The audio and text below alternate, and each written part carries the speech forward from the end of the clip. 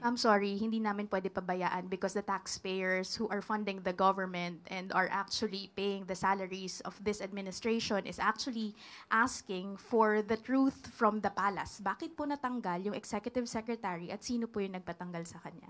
Morning, Undersecretary. The former executive secretary denied that he resigned out of his own accord. So ano po yung totoong reason kung bakit po siya tinanggal at sino po yung nagpatanggal?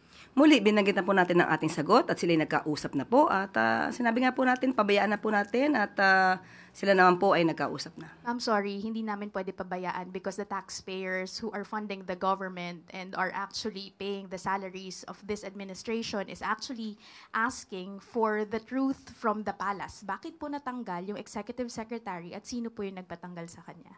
Hindi ko po masasabi kung sino po nagpatanggal sa kanya. Binanggit ko po kanina na hindi ko po alam kung sinong kausap niya.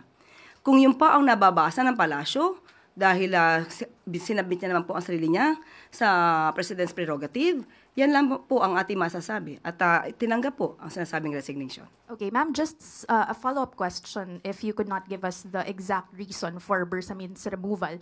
The former executive secretary was not the first official who actually experienced this kind of treatment na parang they were caught by surprise with their removal. We saw the removal of Baguio City Mayor Benjamin Magalong from the ICI, also the removal of former DPWH Secretary Bonoan from his post. How does the palace actually explain the seeming trend of unceremonious removal of high-ranking officials in the Philippine seat of power? Tanong po natin, tinanggal po ba si Mayor Magalong? Sino po ba ang nag-resign? Ang huli natin pagkakasabi tungkol kay Mayor Magalong ay ipapatignan, ipapacheck, ipapa-assess sa legal team kung mayroon ba na-violate. Wala pong nagpa-resign kay Mayor Magalong. Aksyon niya po yan, voluntaryo.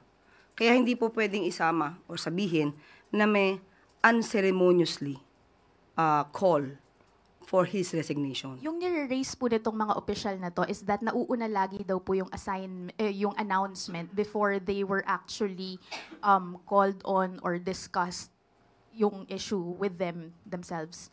How does the palace respond to that? Na may parang gap in terms of communication within the president's inner circle?